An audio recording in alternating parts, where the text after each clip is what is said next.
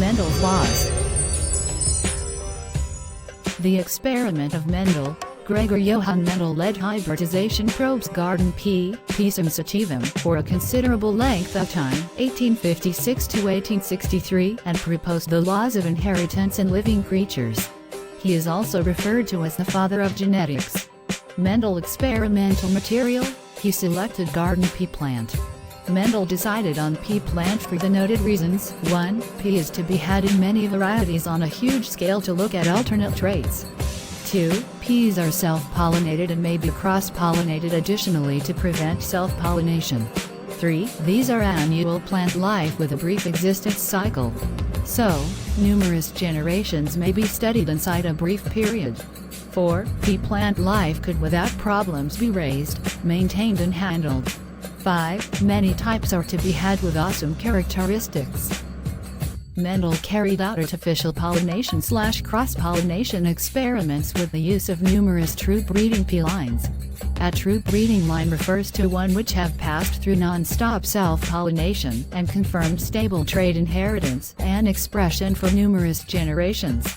Mendel decided on 14 true breeding pea plant varieties, as pair, which had been comparable, besides for one character with contrasting traits. A list of contrasting traits studied by Mendel and pea plant. Mendel's procedure: 1. Mendel observed one trait at a time. For example, he crossed tall and dwarf pea plants to study the inheritance of one gene. 2. He hybridized plants with alternate forms of a single trait, monohybrid cross. The seeds produced by this cross were grown to develop into plants of filial 1 progeny or F1 generation, F1 plants. 3. He then self-pollinated the tall F1 plants to produce plants of filial 2 progeny or F1 generation. 4. In later experiments, Mendel also crossed pea plants with 2 contrasting characters known as the hybrid cross. Mendel's observations: 1. In F1 generation, Mendel determined that each one pea plants had been tall and none become dwarf. 2. He additionally located different pair of traits and determined that F1 constantly resembled both, certainly considered one among its parents, and the trends of different figure become now no longer determined on this era. 3. In F2 generation, he determined that a number of the offsprings had been dwarf, that is, the individual which had been now no longer visible in F1 generation become expressed in F2. 4. These contrasting traits, tall/dwarf, did now no longer display any blending both in F1 or in F2 generation. 5. Similar effects had been acquired with the alternative traits that he studied. Only one of the parental trends become expressed in F1 generation, at the same time as at F2 stage, each the trends had been expressed with inside the ratio of 3:1. 6. Mendel additionally determined equal effects in the hybrid cross as in monohybrid cross. 7. The trait that seemed with inside the F1 is referred to as dominant trait, at the same time as the alternative trait is recessive trait. 8. In tall/dwarf trends, tallness is dominant over dwarfness, this is recessive. Following inferences had been made via means of Mendel based totally on his observations. 1. He proposed that a few elements pass down from parent to offsprings via the gametes. Nowadays those elements are called genes. A. Genes are hence the units of inheritance.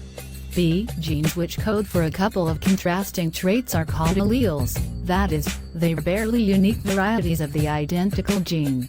2. Genes arise in pairs in which one dominates the opposite known as dominant element and expresses itself, while the other stays hidden and is recessive.